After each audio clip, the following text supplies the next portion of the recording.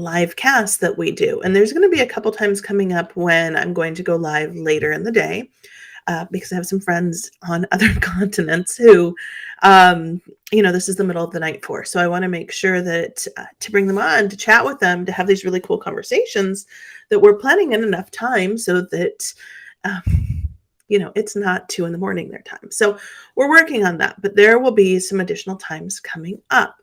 Today, though, I'm going to talk about rate cards. In the flurry of activity after coming back from Nashville last week, I've had lots of people ask me what I charge. What are your rates? How do you do things?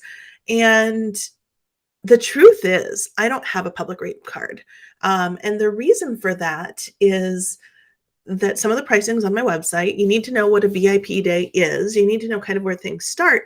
But a lot of the rates are subjective based on the amount of work that goes into it. So, for example, I have in my head what everything costs, like a la carte, but I very rarely do work a la carte. I very rarely do work that is, this blog works on its own completely. There's no other things that are part of it. Generally, the work that I do is part of a system, and I tailor that based on what people need. So a very interesting phenomenon happened last fall, and that is that I experimented with putting the baseline rates on my website. And what happened was it cut conversations down. Like there was not even the opportunity to have conversations. So instead, what I've done, and this is a lesson for any freelancers in the audience, is your rates are probably going to be a little bit custom. What you propose for each client is going to be a little bit custom based on their needs. So move the rate conversation to the contact form once they're ready to talk to you. And you can be like, what's your budget? And you can list a couple of things. And so, for example, mine goes from $1,000 to $2,500, which is kind of like that first tier. It covers most day rates. It doesn't cover when people are booking me for a full week, but it covers the day rates. It covers several of my baseline packages, and it lets people say, yes, this is where I am, or this is where I want to be. The next level is $2,500 to $5,000, which is a little bit more detailed based on what the project is. Like a lot of times website copy falls into that. Generally speaking, it does, unless they want full website copy, which is in turn maybe more. So 5,000 plus, and full website copy being the brand research, the brand positioning, the website copy, the wireframing, all of the things, because that can be a lot of work, right? So people can then select where they fit in. And then I have an option that's something else, because maybe they're contacting me about something else. Maybe they're looking at something that's part of a system and they're not really sure what it's going to be. So there's a ton of factors that goes into this, right? So a friend of mine today just asked, he's like, what's your rate card? So I actually had to pull it together. And I was like, here are the baseline things, but not all of these always work in a system, right? Or not all of these work a la carte. A lot of the times there's a system required. Like, hey, you need to do a deep dive in this first in order to get these other pieces together. For example, usually the example I gave in a few minutes ago is that a blog does not stand on its own, right? A blog needs to be part of a really good website. It needs to have a call to action that points to, maybe it's just a consult page. Maybe it's nothing fancy, but maybe it points to a lead magnet. Maybe it points to some other opportunities to be plugging and playing stuff together. I hope this makes sense. So I'm happy to discuss this and further if you have any questions. But when I was in Nashville 2 weeks ago, there was a really good conversation by Brian Sparinello, who is wonderful. If you have not met him or spoken with him, he has a lot of great information, not just for people in the health and fitness industry, which is where he is niched, but also for freelancers who are wanting to grow and learn. And I say freelancers, I'm talking about solopreneurs, I'm talking about one-on-one business owners. We all call ourselves different things. Maybe it's freelancing, maybe you're a small business owner, whatever it is. If you're taking contracts from other people, it's the same kind of idea. How do you state your prices? How do you know what to price? And there's a lot of factors that go into this. So basically, his advice is to have a baseline of what all of these things cost, so that as you're putting together proposals, you can put them together quickly and you're not just taking stabs in the dark. But let's get to another point. How do you figure out what those rates are? You really, and I was having a conversation yesterday with my friend Jen Prohaska. If you know her, she's amazing. And she's like, and I told her, I was like, I found out that it cost me like $40 an hour to sit down at my computer, which is crazy to me if I had realized that, I don't know, a year, 2 years ago. But that's the reality. Certainly, I didn't know that 3 and 4 years ago. So $40 an hour is my break even point, not factoring in the software, not factoring in some of these other things that I need to cover, not factoring in team members, not factoring in other writers, not factoring in graphic design. So all of these things come into play, right? And she said, well, how did you figure that out? And I said, I looked at everything. And honestly, I need to come back and look at it again. And so the way that I did it was this highly technical thing that said, if I make this much money, I will barely break even, which is crazy. Like who would have known that, right? So I think what's really important is to say, okay, so it costs me this much per hour simply to sit down. So if I want to break even, I need to surpass that. Or if I want to better than break even, I need to surpass that. If I need to have enough banked so that I can build new programs, so that I can do some R&D for my own products and services, I need to increase that. If I need trainings, if I need additional software, if I need to hire people, I need to account for that.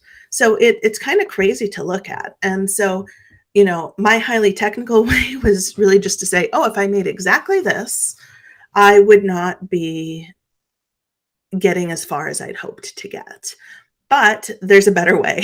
As Jen and I were talking yesterday, if you can look at all of the expenses that come out of your business account on a monthly basis, and I'm talking about those ubiquitous software subscriptions, everything's a subscription. So I'm talking about your Microsoft Office, I'm talking about your Canva, talking about your Zoom, your Dubsado, your ClickUp, whatever you're using for CRMs and task management systems. I'm also talking about utilities. Like, what does it cost you to turn on the lights? What does it cost to upgrade your computer every year, or however often you need to upgrade it? What are all of these costs that come into play?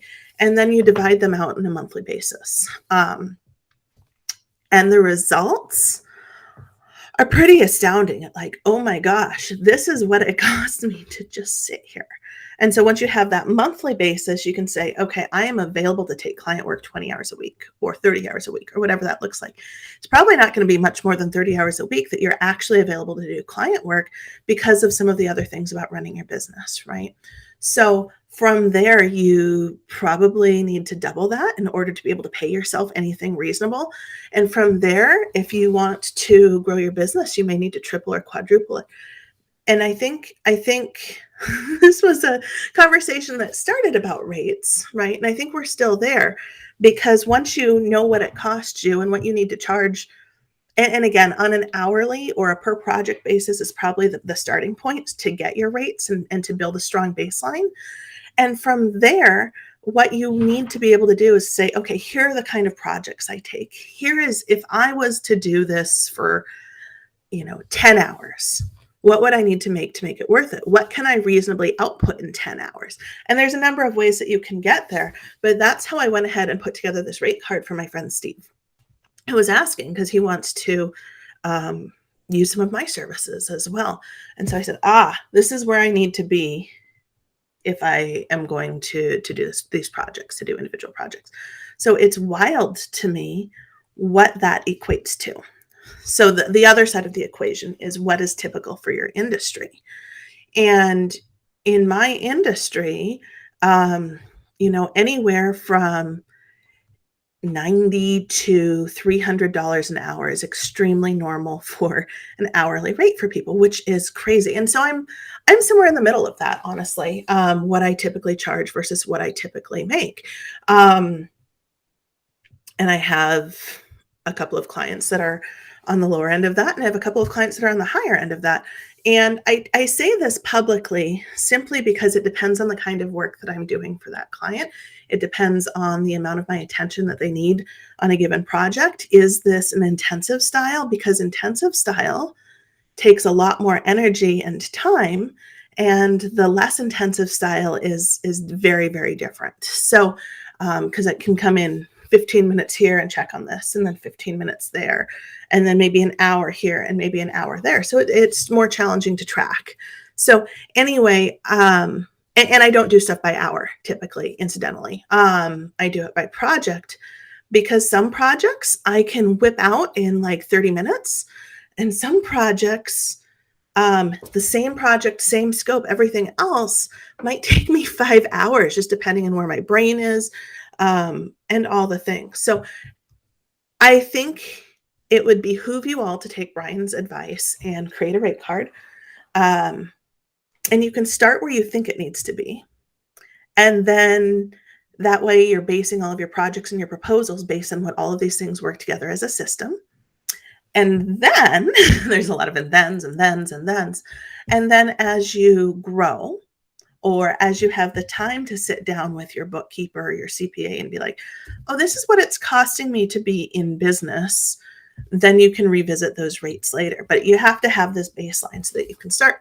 I hope that this makes a lot of sense. If you have any questions, please let me know. If you are, regardless of the industry, there's probably some kind of pricing information that's out there. What is a fair rate? And ultimately, that's one of my core values, is fairness. So I expect, people to agree to the rates that I'm charging, because it's a living wage. It's a fair wage for me.